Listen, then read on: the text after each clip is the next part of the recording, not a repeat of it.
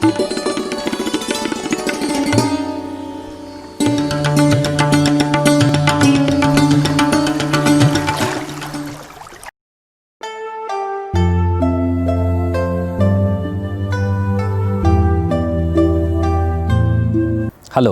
and welcome to this educational video series. You might be aware that humans are afflicted with various kinds of diseases. Among these diseases, many diseases actually affect the human brain.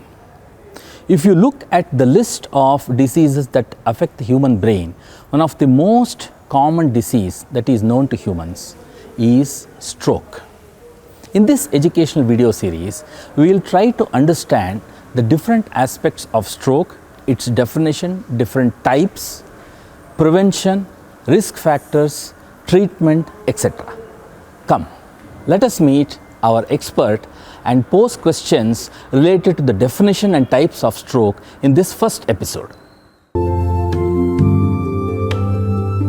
So stroke is which is sudden. You might have heard about stroke of luck or stroke of something. So anything which happens suddenly, neurological functions are impaired, like I am unable to use my hand for eating, drinking, walking, or unable to walk, unable to speak, or there is a change in the facial symmetry, or my vision is suddenly lost. So these symptoms characterize stroke. To understand the different types of stroke, you should know that the heart is pumping the blood vessels are taking the blood to the brain cells. Now, if there is a problem of supply of the blood to the brain, that is called as ischemic stroke, which is very common, seen in around 60 to 80%. Supposing the blood vessels itself ruptures, that will cause a brain hemorrhage. They are called as hemorrhagic strokes, and they are seen in around 15 to 30% of the patients. The importance is the prognosis recurrence depends upon the type of the strokes. To understand whether a stroke is temporary or permanent, all of us should know what is transient ischemic attack. So transient ischemic attacks are these neurological deficits focal which are lasting for around 30 minutes or 1 hour or less than 1 day. If the symptoms prolong or persist for more than 24 hours, it is called as a completed stroke. So in majority of the stroke, it may be a completed stroke. Now the symptoms persistence depends upon the severity of the stroke. If the stroke is mild, the symptoms may improve over 1 month, 6 months. If the stroke is severe, the symptoms may persist 6 months, 1 year, 2 years.